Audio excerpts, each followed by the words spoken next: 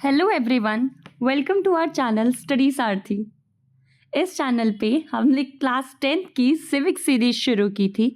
उस सीरीज का chapter number 1 power sharing हम कवर कर चुके हैं। आई होप आपको वो चैप्टर अच्छे से समझ आ गया हो। इस सीरीज का आज हम चैप्टर नंबर 2 कवर करने जा रहे हैं, जो कि है फेडरलिज्म। इस वीडियो में हम फेडरलिज्म के चैप्टर को पूरी तरीके से कवर करेंगे, एक एक कंसेप्ट को अच्छी तरीके से समझेंगे। तो चलिए शुरू करते हैं हम अपना चैप्टर फेडरलिज्म। सबसे पहला कि फेडरलिज्म होता क्या है, फेडरलिज्म का मतलब क्या है, what is federalism. So federalism का सिंपल मतलब होता है कि जब गवर्नमेंट की पावर को दो या दो से ज़्यादा लेवल पे डिवाइड कर दिया जाए, उसे ही फेडरलिज्म बोला जाता है। फेडरलिज्म में अगर आप यहाँ पे एक फिगर देख रहे होंगे, इस फिगर में आपको दिख रहा होगा कि सबसे ऊपर सेंट्रल गवर्नमेंट है, फिर स्टेट गवर्नमेंट है, फिर लोकल सेल्फ गवर्नमेंट है। तो अगर किसी भी कंट्री के अंदर एटलीस्ट सेंट्रल गवर्नमेंट और स्टेट गवर्नमेंट हो, तो उस कंट्री को आप एक फेडरल कंट्री कह सकते हैं। क्यों? क्योंकि फेडरलिज्म का मतलब क्या था, दो या दो से ज़्यादा लेवल पे गवर्नमेंट की पावर को बांट देना। अब सेंट्रल गवर्नमेंट बनाया तो कुछ पावर उसके पास भी होगी, स्टेट गवर्नमेंट बनाया गया तो कुछ पावर तो उसके पास भी होगी। तो पावर गवर्नमेंट की पावर को दो हिस्सों में बांट दिया ना, सेंट्रल गवर्नमेंट और स्टेट गवर्नमेंट पे। तो बस यही बोला है कि जिस भी कंट्री के अंदर दो या दो से ज़्यादा लेवल पे आपकी गवर्नमेंट की पावर को बांट दिया जाएगा, उस कंट्री को फेडरल कंट्री बोला जाएगा। ठीक है, चलिए आगे बढ़ते हैं अपना। अब समझते हैं कि यूनिटरी सिस्टम और फेडरल सिस्टम के बीच में अंतर क्या होता है, या फिर यूनिटरी गवर्नमेंट और फेडरल गवर्नमेंट के बीच में अंतर क्या होता है। यूनिटरी गवर्नमेंट का अगर आप फर्स्ट पॉइंट देखेंगे तो इसमें बताया हुआ है कि यूनिटरी गवर्नमेंट के अंदर जो पावर सबसे ज़्यादा होती है वो सेंट्रल गवर्नमेंट के पास होती है। वहीं फेडरल गवर्नमेंट के फर्स्ट पॉइंट में बताया गया है कि फेडरल गवर्नमेंट के अंदर पावर को बांट दिया जाता है दो, एटलीस्ट दो लेवल में, कम से कम दो लेवल, और ज़्यादा से ज़्यादा कितनी भी लेवल हो सकती है। तो एटलीस्ट टू लेवल में हमारी पावर को बांट दिया जाता है फेडरल गवर्नमेंट के अंदर। लेकिन सेंट्रल गवर्नमेंट में एक मेन पावर किसके पास होता है, यूनिटरी गवर्नमेंट में एक मेन पावर किसके पास होता है, सेंट्रल गवर्नमेंट के पास। सेकेंड पॉइंट क्या बोला यूनिटरी गवर्नमेंट का, कि जो सेंट्रल गवर्नमेंट होती है वो जब चाहे ऑर्डर दे सकती है प्रोविंशियल गवर्नमेंट को। प्रोविंशियल गवर्नमेंट का मतलब होता है स्टेट गवर्नमेंट से। तो जहाँ जहाँ पे भी वर्ड प्रोविंशियल आ रहा हो, उसका मतलब है स्टेट गवर्नमेंट की बात हो रही है। तो यूनिटरी गवर्नमेंट में होता है आपका कि यूनिटरी गवर्नमेंट में आपका बोला गया है कि जो सेंट्रल गवर्नमेंट है वो जब चाहे स्टेट गवर्नमेंट को ऑर्डर दे सकती है। वहीं सेकेंड पॉइंट जो है फेडरल गवर्नमेंट का, वो ये बात करता है कि जो सेंट्रल गवर्नमेंट है वो ऑर्डर नहीं दे सकती आपकी प्रोविंशियल गवर्नमेंट को या फिर स्टेट गवर्नमेंट को। थर्ड पॉइंट क्या है यूनिटरी गवर्नमेंट का, कि जो सुप्रीम एडमिनिस्ट्रेशन है कंट्री का, वो किसके अंडर में होगा, सेंट्रल गवर्नमेंट के अंडर में होगा। कौन से सिस्टम में, यूनिटरी सिस्टम के तहत। लेकिन फेडरल गवर्नमेंट में क्या होता है, आपकी जो सेंट्रल गवर्नमेंट होती है वो अलग काम करती है, जो आपकी प्रोविंशियल यानी जो स्टेट गवर्नमेंट है वो एक अलग काम करती है। और दोनों की दोनों गवर्नमेंट आपकी जनता को यानी सिटीजन्स को या फिर पीपल को आंसरेबल होती है। आंसरेबल मतलब जो क्वेश्चन हम उनसे पूछेंगे उसका आंसर उन्हें देना पड़ेगा। तो यही एक डिफरेंस है बिटवीन द यूनिटरी गवर्नमेंट और unitary system and federal government और फेडरल सिस्टम के बीच में। चलिए आगे बढ़ते हैं। अब हम समझते हैं की फीचर्स फेडरलिज्म के। सबसे पहला की फीचर तो यही है कि यहाँ पे two or more than two level of government होती है, पहला फीचर। नेक्स्ट फीचर क्या बोला गया आपका, कि अलग अलग जो आपकी सेंट्रल गवर्नमेंट है और जो स्टेट गवर्नमेंट है, गवर्नमेंट को तो हमने बांट दिया, दो अलग अलग गवर्नमेंट है, बट ये लोग जो रूल कर रहे हैं वो सेम काइंड ऑफ सिटीजन्स के ऊपर रूल कर रहे हैं। एक बात आप बताइए कि जो जनता है, कोई भी इंसान किसी ना किसी जगह पे तो रहेगा। अब वो जगह कोई ना कोई किसी ना किसी कंट्री में तो रहेगा कोई ना कोई इंसान, तो उसके ऊपर कौन सी गवर्नमेंट काम करेगी, सेंट्रल गवर्नमेंट। सेंट्रल गवर्नमेंट का तो अथॉरिटी हो गई उस जनता के ऊपर। अब कंट्री किससे मिलकर के बना होता है, स्टेट से मिलकर ही तो बना होता है। तो आपका कोई भी इंसान किसी भी कंट्री में रह रहा होगा तो ऑब्वियस है वो किसी ना किसी स्टेट में रह रहा होगा उस कंट्री की, तो उस स्टेट की भी तो अपनी गवर्नमेंट है जिसको हमने स्टेट गवर्नमेंट का नाम दिया। तो यहाँ पे उसी सेम बंदे के ऊपर आपकी सेंट्रल गवर्नमेंट भी रूल कर रही है और आपकी स्टेट गवर्नमेंट भी रूल कर रही है।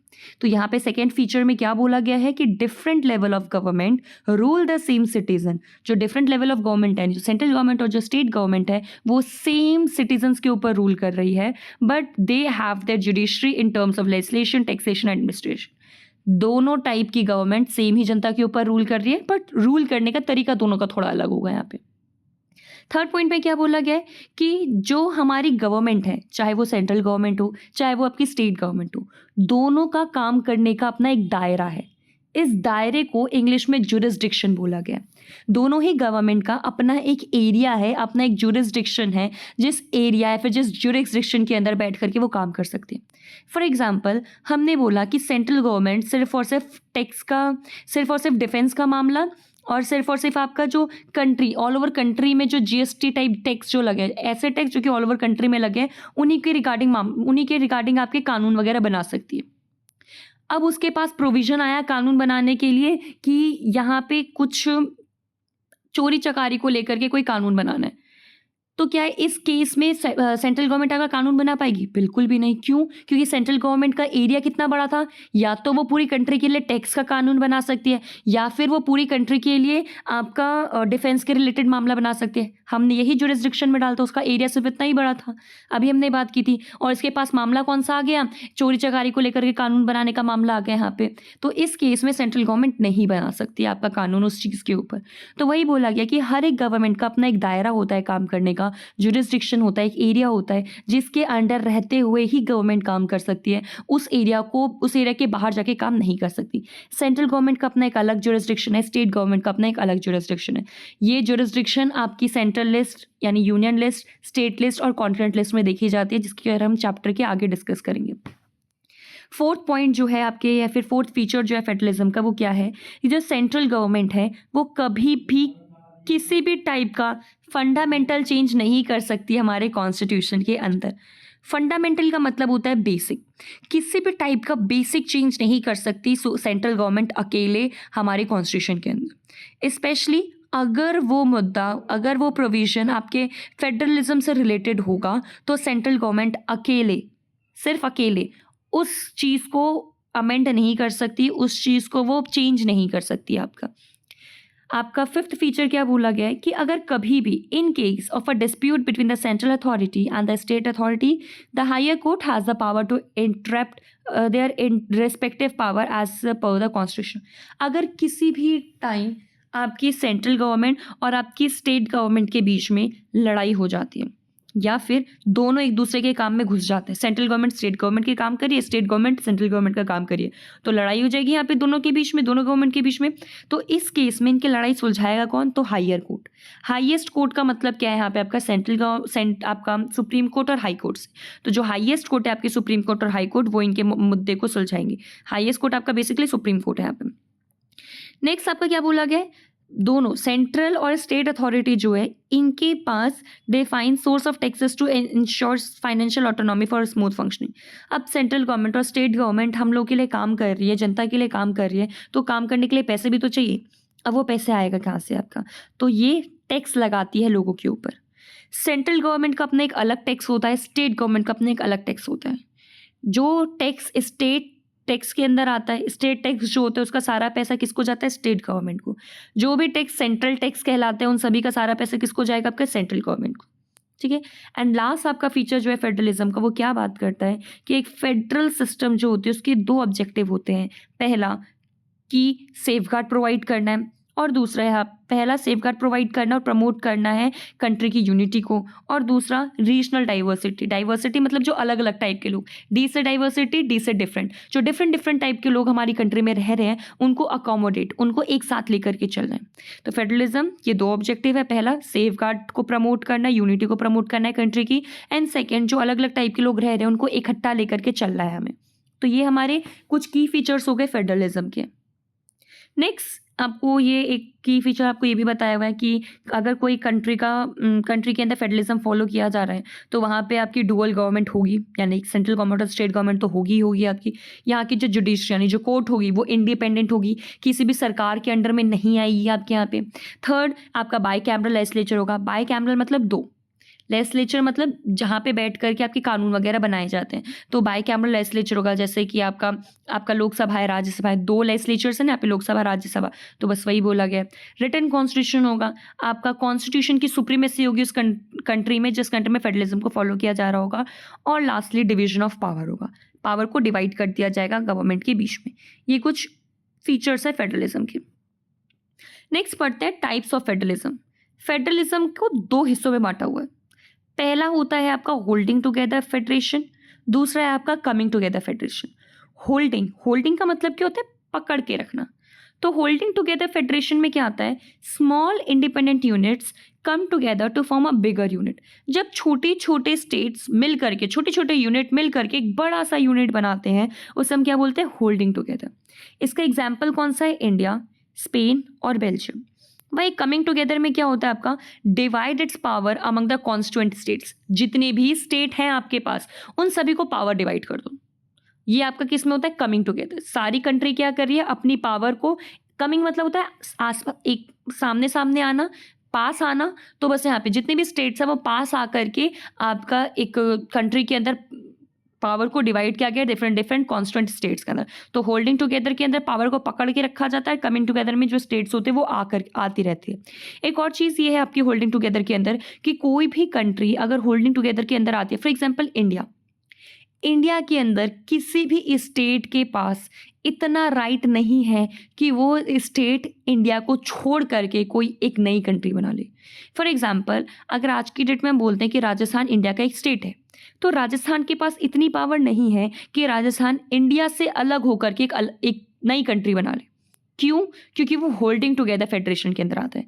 होल्डिंग टुगेदर फेडरेशन की खासियत ये होती है कि इसमें ये होल्ड करके, पकड़ करके रखता है, किसी को बाहर नहीं जाने देता। कमिंग टुगेदर में क्या होता है आपका? ऐसा नहीं होता, इसका बिल्कुल उल्टा होता है। कमिंग टुगेदर फॉलो किया जाता है अमेरिका यानी यूएसए, स्विट्जरलैंड और ऑस्ट्रेलिया में।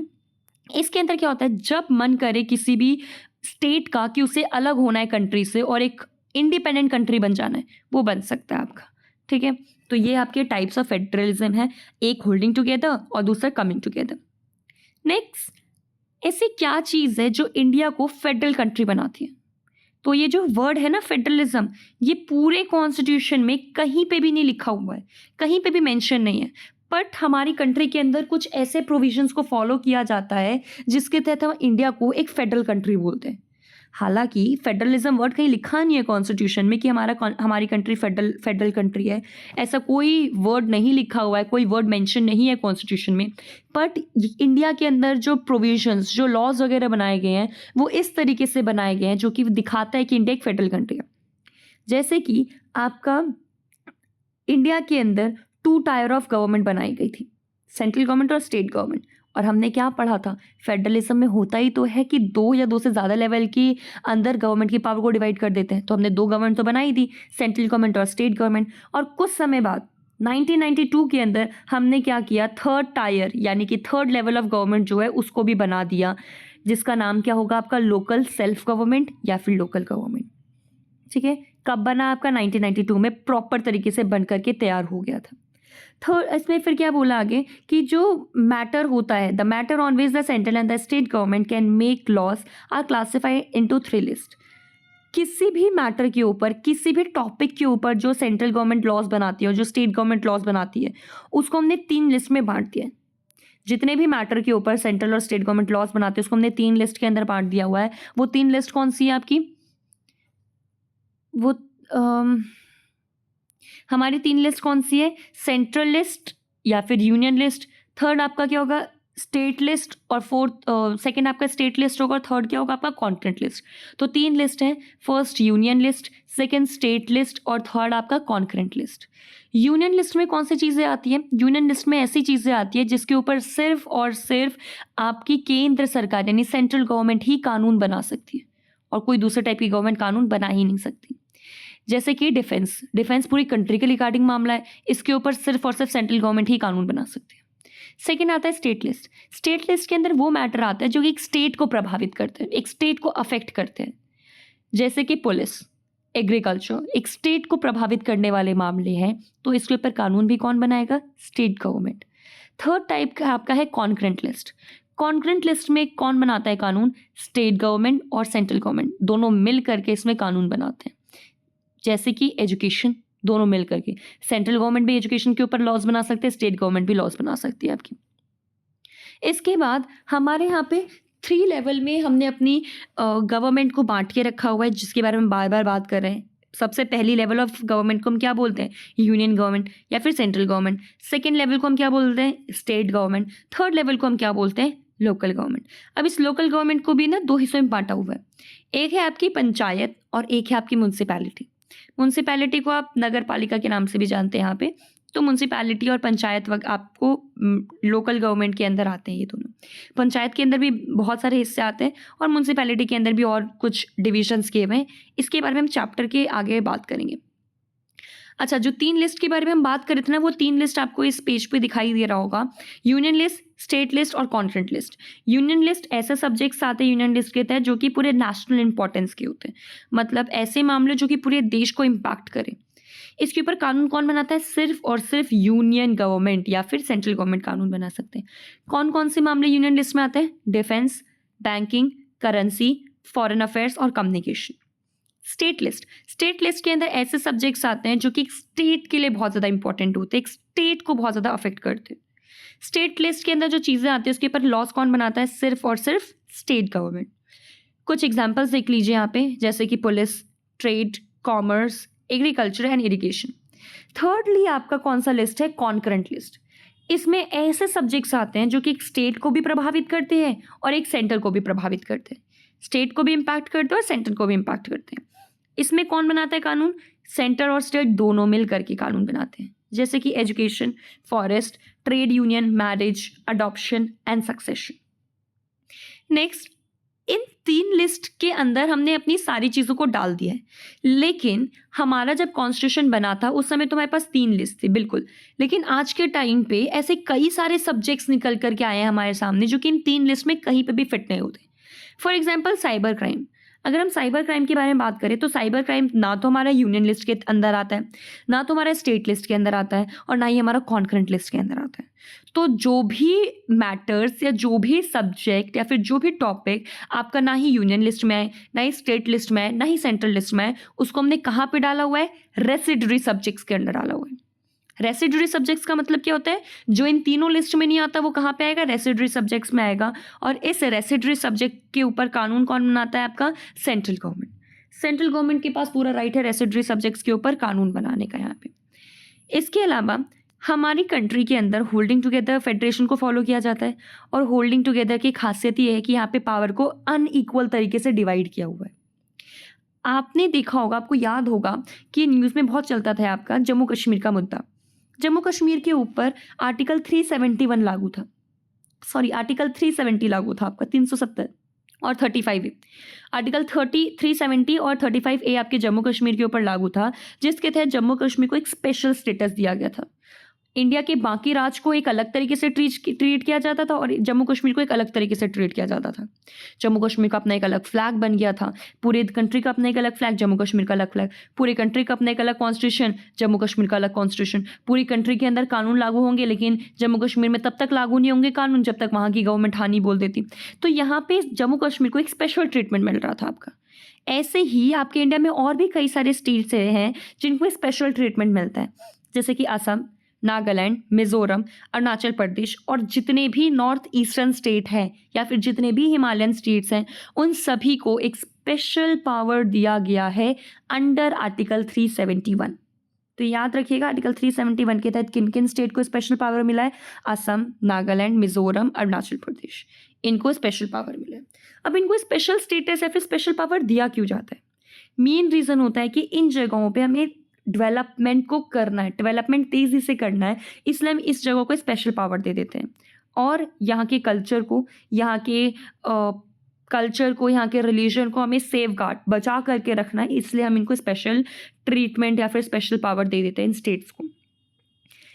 कभी भी आपका कोई भी कानून जब बनाया जाता है, कोई भी कानून ना एक टाइम पे बिल होता है, वो बिल पहले लोकसभा में जाता है, वहाँ से पास हो जाएगा, फिर राज्यसभा में जाएगा, वहाँ से पास हो जाएगा, फिर आपके राष्ट्रपति यानी प्रेसिडेंट के पास जाएगा। उन्होंने जब साइन कर दिया तो उसी डॉक्यूमेंट को जिस भी डॉक्यूमेंट पर उन्होंने साइन किया, उस डॉक्यूमेंट को उसी दिन से बल्कि उसी समय से कानून का नाम दे दिया जाता है, लॉ बोल दिया जाता है। जब तक प्रेसिडेंट ने उस डॉक्यूमेंट के ऊपर साइन नहीं किया है तो उस डॉक्यूमेंट को बिल कहा जाएगा, जैसे ही प्रेसिडेंट ने उसके ऊपर साइन कर दिया तो उसी सेम डॉक्यूमेंट को आपका लॉ बोला जाएगा आपका। तो तो यहाँ पे क्या बोला गया है कि इंडिया क्या बोला, this sharing of power is safeguard by constitution as any amendment affecting the provision of federalism is done by passing a bill with a 2/3 majority by both house of parliament and later pass at least half of the state. अगर कभी भी federalism से related मामला आपका आता है, उसके अंदर आप कोई किसी भी टाइप का अमेंडमेंट कर रहे हो, कॉन्स्टिट्यूशन के अंदर ना बहुत अलग अलग टाइप के लॉस दिए हुए हैं। कुछ टाइप के लॉस को जब चेंज करना होता है, यानी अमेंड करना होता है, अमेंड का मतलब क्या होता है, चेंज करना। अमेंड एक लीगल वर्ड है। जब भी हम बात करते हैं कॉन्स्टिट्यूशन में अमेंडमेंट हो रहा है, मतलब कॉन्स्टिट्यूशन में चेंज किया जा रहा है कुछ। कॉन्स्टिट्यूशन के अंदर जब चेंज किया जाता है फेडरलिज्म को लेकर के कोई भी प्रोविजन, तो इसमें हमें ना 2/3 मेजोरिटी चाहिए, 2/3 बहुमत चाहिए, 2/3 मेजोरिटी चाहिए उस बिल को पास करने के लिए। कहाँ पे चाहिए 2/3 मेजोरिटी? तो आपकी लोकसभा में चाहिए 2/3 मेजोरिटी और राज्यसभा में भी चाहिए 2/3 मेजोरिटी। ये दोनों है क्या? तो पार्लियामेंट की हाउसेस है, लोकसभा और राज्यसभा, ये दोनों पार्लियामेंट की क्या है, हाउसेस है। पार्लियामेंट में कितनी हाउस है? तो 2 हाउस है, लोकसभा और राज्यसभा। तो हमें क्या चाहिए यहाँ पे, कॉन्स्टिट्यूशन के अंदर किस भी फंडामेंटल प्रोविजन को अगर चेंज करना है तो हमें 2/3 मेजोरिटी चाहिए यहाँ पे।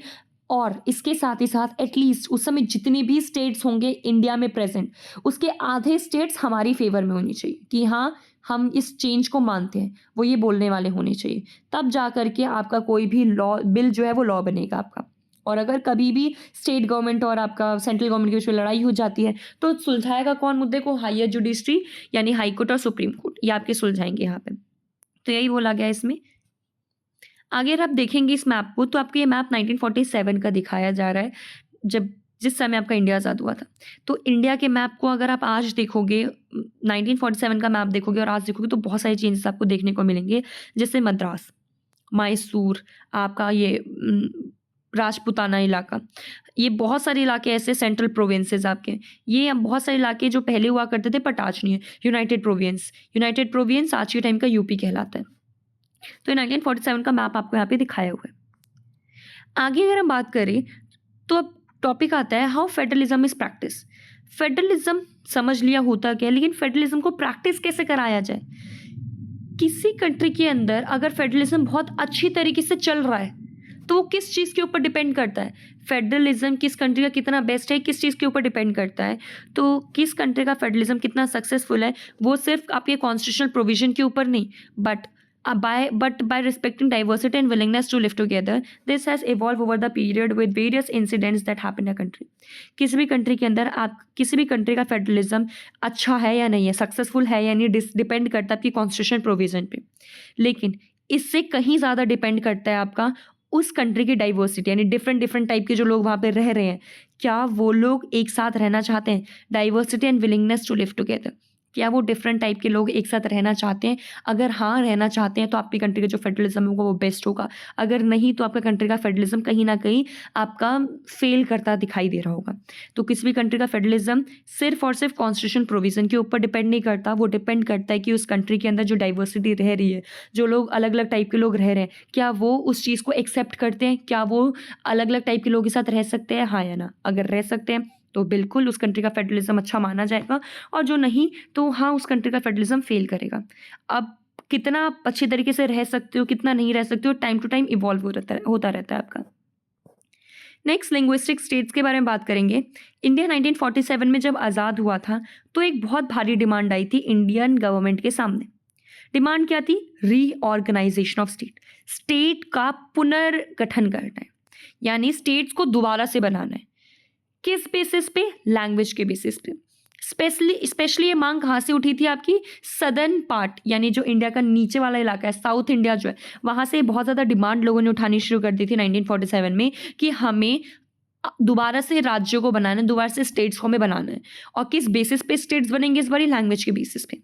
जो सेंट्रल गवर्नमेंट थी उसको डर लगता था कि अगर हमने लैंग्वेज के बेसिस पे स्टेट्स को बना दिया तो हमारी कंट्री की जो इंटीग्रिटी है, जो यूनिटी है, वो टूट जाएगी। और हमारी जो सेंट्रल गवर्नमेंट थी वो ये चीज़ नहीं चाहती थी। इसीलिए यहाँ पे सेंट्रल गवर्नमेंट लैंग्वेज बेसिस पे स्टेट्स बनाने से कतरा रही थी या फिर इनकार कर रही थी यहाँ पे। लेकिन लोगों ने प्रोटेस्ट करना शुरू किया, बहुत लंबे लंबे प्रोटेस्ट हुए, जैसे कि आंध्र प्रदेश के लिए बहुत बड़ा प्रोटेस्ट किया गया था। मद्रास एक बहुत बड़ा इलाका है आपका दक्षिण भारत में, साउथ इंडिया में। तो मद्रास के अंदर तेलुगु बोलने वाले लोग रहते हैं। उन तेलुगु बोलने वाले लोगों ने डिमांड की कि हमें एक अलग सा स्टेट बना के दे दो जिसका नाम होगा आंध्र प्रदेश, और उसमें सिर्फ और सिर्फ तेलुगु बोलने वाले लोग रहेंगे। ये मांग उठाई इन्होंने। फिर कुछ समय बाद केरला के लोगों ने मांग उठा दी, कर्नाटका एक अलग राज्य बनाने के लिए मांग उठा दी गई, और ऐसे करते करते इंडिया के अंदर बहुत सारे स्टेट्स, बहुत सारे लोगों ने एक लैंग्वेज के बेसिस पे स्टेट बनाने की मांग उठा दी। अब यहाँ पे क्या होगा, गवर्नमेंट जो होगी लोगों के सामने हार जाएगी यहाँ पे, और गवर्नमेंट क्या करेगी, लैंग्वेज के बेसिस पे स्टेट्स आपके बना देगी।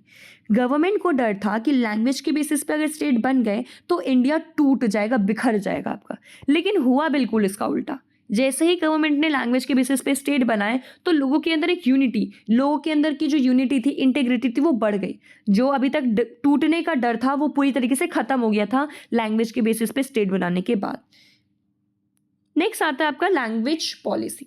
लैंग्वेज पॉलिसी में क्या बोला गया है, इंडिया एक ऐसी कंट्री है जहाँ पे बहुत सारी लैंग्वेजेस बोली जाती है, बहुत सारे कल्चर के लोग रहते हैं, बहुत सारे रिलीजन के लोग रहते हैं, बहुत सारे कास्ट और बहुत सारे एथनिसिटी के लोग रहते हैं। ऑल ओवर इंडिया को अगर हम देखें तो अराउंड 40% जो है वो हिंदी बोलने वाले लोग हैं। रेस्ट जो लोग बच गए 60% वो नॉन हिंदी स्पीकर्स हैं, हिंदी के अलावा दूसरी भाषाएं बोलते हैं। इंडिया के अंदर किसी भी लैंग्वेज को मातृभाषा की पोजीशन पे नहीं रखा गया।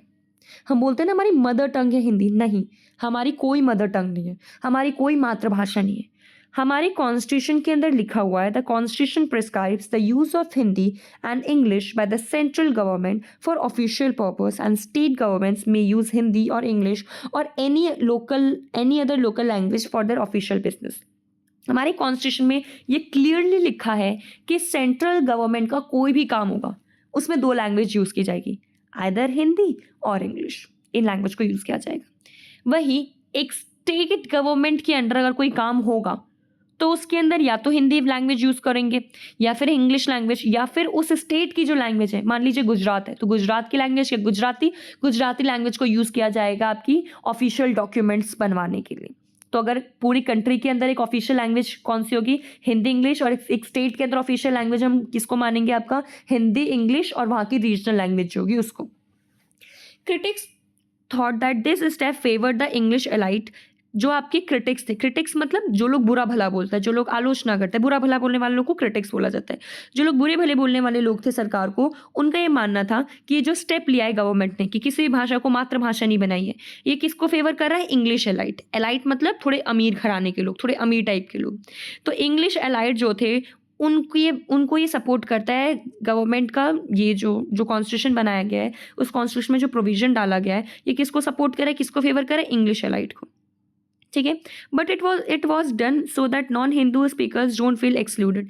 लेकिन ये क्यों किया गया था कि कोई हिंदी या फिर कोई इंग्लिश जो है, दोनों में से किसी को मातृभाषा नहीं बनाई गई थी। रीज़न क्या था कि हिंदी वाले और इंग्लिश वाले दोनों लैंग्वेज बोलने वाले लोग थे।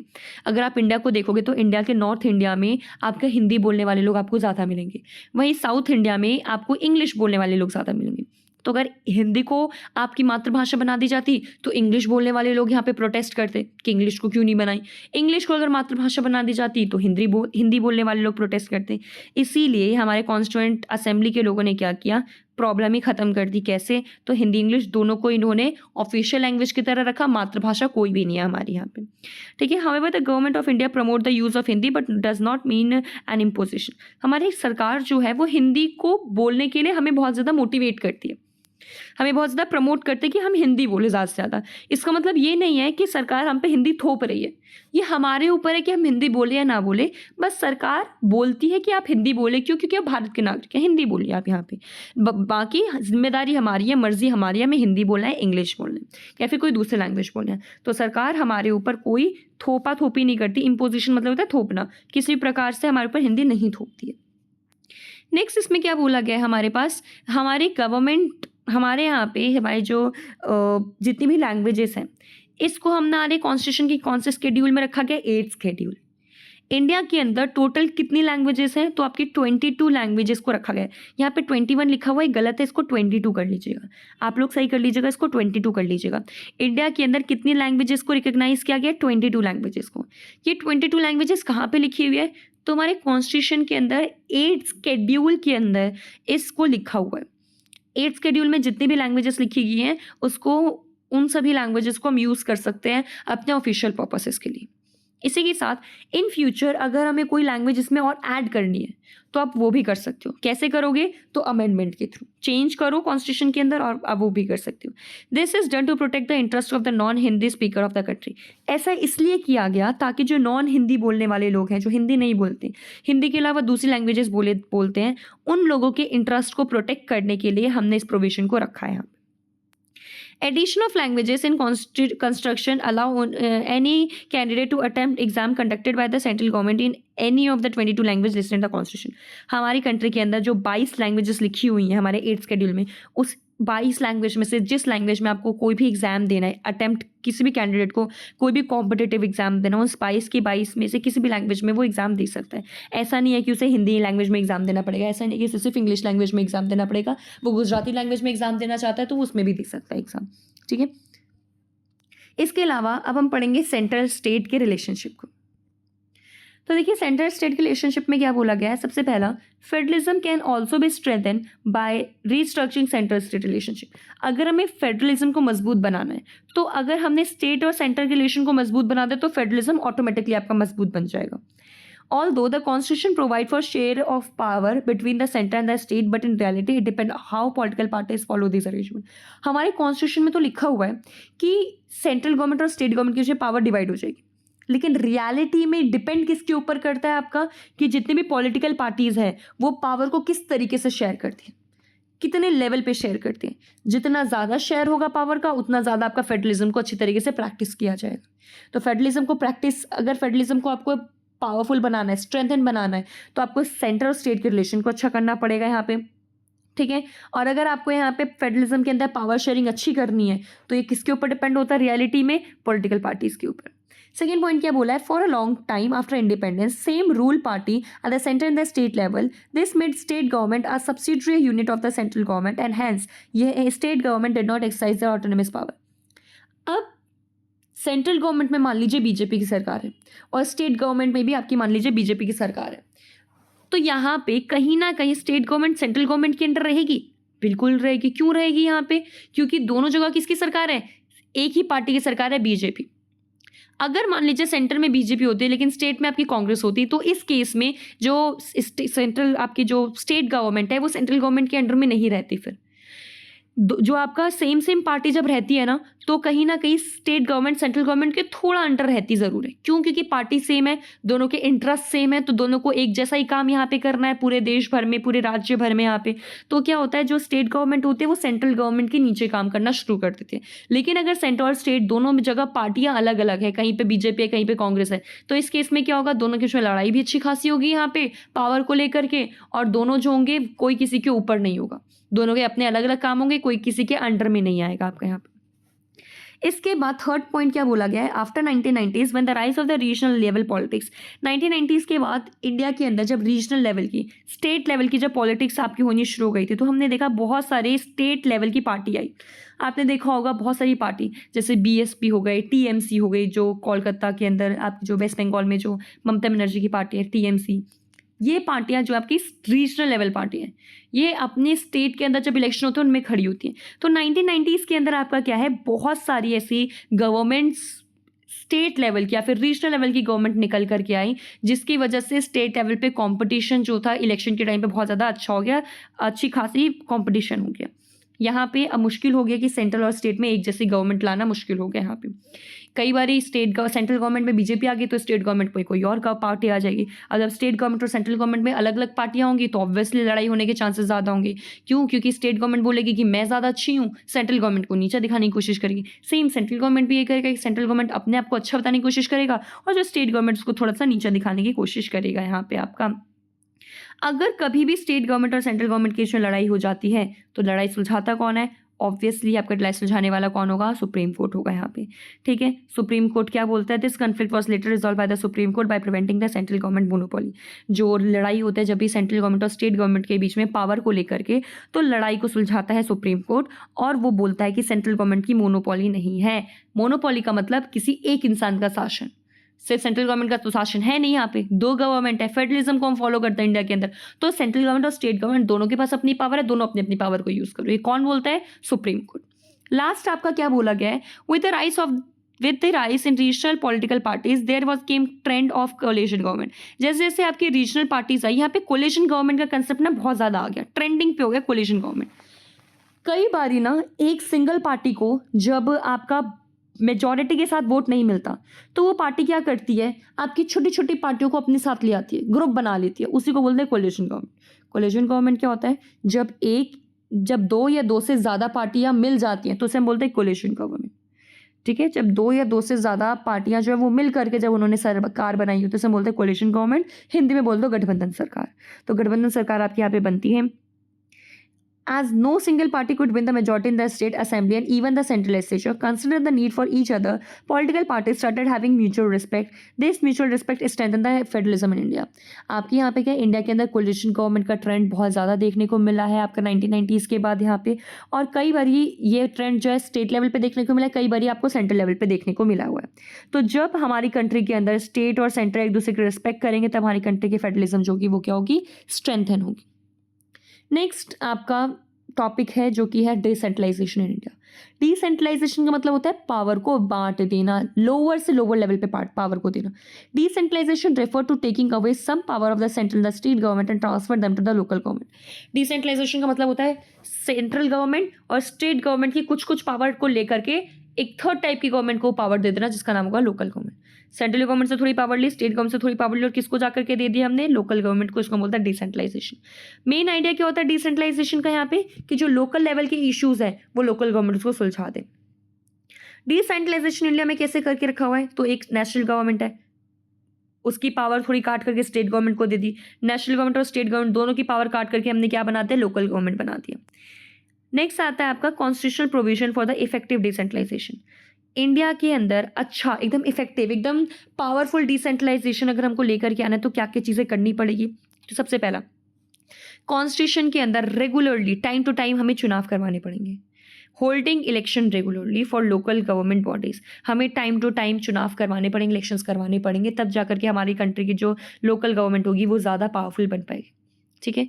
टाइम पीरियड फिक्स कर दो, अगर हमने जैसे 5 साल टाइम पीरियड फिक्स कर दो तो हर 5 साल पे चुनाव कराओ। सेकंड क्या बोला गया कि सीट्स रिजर्व कर दो, किन के लिए? आपके एससी के लिए, एसटी के लिए, ओबीसी के लिए, विमेंस के लिए, शेड्यूल कास्ट, शेड्यूल टाइप और ओबीसी अदर बैकवर्ड क्लास के लिए, जो भी आपके उस एरिया में रह रहे हैं उनके लिए सीट को रिजर्व कर लो। रिजर्व का मतलब क्या होता है? बचा के रखो यहाँ पे। थर्ड टाइप क्या होता है आपका यहाँ पे? 1/3 at least 1/3 of seats are reserve for women. At least 1/3 seat जो होंगी वो किसके लिए आरक्षित होंगी, किसके लिए रिजर्व्ड होंगी? महिलाओं के लिए। रिजर्व का मतलब क्या होता है आपका? बेसिकली कि जगह को बचा करके रखना। जिस भी इलाके को हम रिजर्व बोलते हैं, अगर मैंने बोला कि कोई एक इलाका है आपका वो एससी के लिए रिजर्व है, तो इसका मतलब वहां से सिर्फ और सिर्फ एससी कैंडिडेट ही खड़ा होगा। 4 पार्टियां थी, बीजेपी, कांग्रेस, आम आदमी पार्टी और बीएसपी पार्टी। चारों पार्टी के कैंडिडेट खड़े होंगे, लेकिन चारों पार्टी के कैंडिडेट कौन से होंगे? SC category. क्यों? क्योंकि जिस एरिया में ये लोग खड़े हुए थे चारों पार्टियां, वो एरिया किसके लिए आरक्षित कर दी गई थी? आपकी एससी के लिए। तो हर एक पार्टी में से एससी कैंडिडेट जाएगा। अगर मान लो वो इलाका आपका महिलाओं के लिए आरक्षित होते तो हर पार्टी से कौन सी कैंडिडेट वहां पे आते? महिला कैंडिडेट। तो यही बोला, आरक्षण जिसको दिया जाएगा सिर्फ उसी टाइप के लोग उस जगह से खड़े होंगे। फोर्थ क्या बोलता है? यहाँ पे the state election commission is an independent body created in each state to conduct these election. अब लोकल लेवल के जो इलेक्शन होंगे वो कौन कराएगा? आपका स्टेट इलेक्शन कमीशन। ये एक इंडिपेंडेंट बॉडी होगा, एक स्वतंत्र बॉडी होगा, जिसका काम क्या होगा? पंचायत और नगर पालिका जो म्यूनसिपैलिटीज उनके चुनाव को कराने की जिम्मेदारी स्टेट इलेक्शन कमीशन की होगी। नेक्स्ट क्या बोला गया? 5वां, जो the state government need to share power and revenue with the local bodies. जो स्टेट गवर्नमेंट है उसको अपनी थोड़ी पावर देनी पड़ेगी लोकल गवर्नमेंट को, और जो रेवेन्यू जिस तरीके से पैसा कमाते हैं स्टेट, वो कुछ पैसा किसको देना पड़ेगा? आपकी लोकल गवर्नमेंट को। यहाँ पे लास्टली यहाँ पे क्या बोला गया? छठा point, organisation of the third tier of government called the panchayat Raj. आपकी थर्ड टायर ऑफ गवर्नमेंट में दो टाइप की गवर्नमेंट आती है, एक पंचायती राज जो कि गांव के अंदर आता है, रूरल बॉडी, और एक आपकी आती है म्युनिसिपल कमेटी जिसको हम बोलते हैं नगर पालिका शहर के अंदर। तो गांव के अंदर जो लोकल गवर्नमेंट है उसको पंचायती राज, और जो शहर में उसको क्या बोलेंगे, म्युनिसिपल कमेटी। अब पंचायती राज के बारे में बताया गया। पंचायती राज में क्या बोला गया, 3 लेवल में डिवाइड है मेजरली। कौन से 3 लेवल है आपके यहाँ पे? सबसे नीचे आता है आपका ग्राम पंचायत या फिर ग्राम सभा। ग्राम पंचायत, ग्राम सभा, उसके ऊपर आता है आपके यहाँ पे पंचायत समिति, और उसके ऊपर आता है आपका जिला परिषद। इसी के बारे में डिटेल में हम आगे बात करेंगे। जो सबसे पहला लेवल था जिसको हम ग्राम पंचायत के नाम से जानते हैं, ये ग्राम पंचायत के अंदर क्या होता है, या तो एक गांव की एक ग्राम पंचायत होगी या फिर छोटे छोटे गांव का मिला करके एक ग्राम पंचायत बनता है आपका। ठीक है, इसमें क्या होता है, हर एक गांव से लोग आते हैं, वोट डालते हैं और पंच को चुनते हैं। पंच यानी पांच लोग चुने जाते हैं। इन पांचों में एक होता है सरपंच, जो सभी का सबसे बड़ा होगा आपका, जिसको प्रेसिडेंट होगा या फिर सरपंच बोला, प्रेसिडेंट जो बोलना आप बोल सकते हो। बोला क्या गया आपका कि फर्स्ट लेवल कौन सा होगा आपका, ग्राम पंचायत का लेवल होगा आपका यहाँ पे, और इसके अंदर हर एक गांव का अपना ग्राम पंचायत भी हो सकता है, या फिर छोटे छोटे 2-3 गांव का मिला करके एक ग्राम पंचायत भी हो सकता है।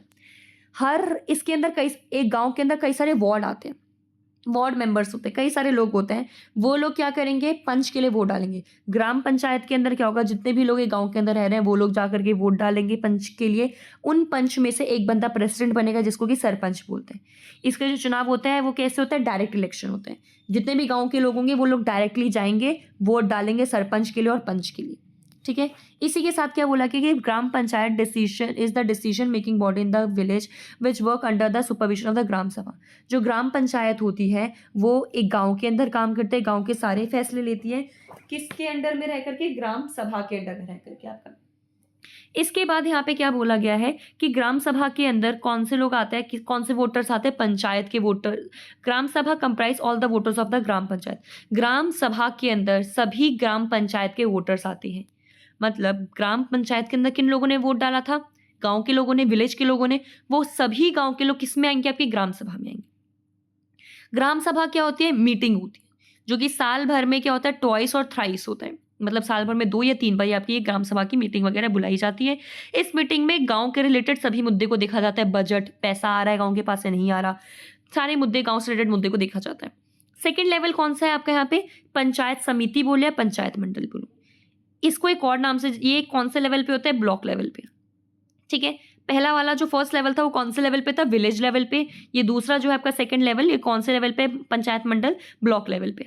इसके अंदर क्या होता है आपका, it comprise member who are elected from the constituent gram panchayat. It also includes the government office of officers called a block development officer. इसके अंदर आपके सरकार के भी कुछ लोग आते हैं, सरकारी ऑफिसर्स भी आते हैं, अफसर आते हैं, जिनका नाम होता है ब्लॉक डेवलपमेंट ऑफिसर, BDO।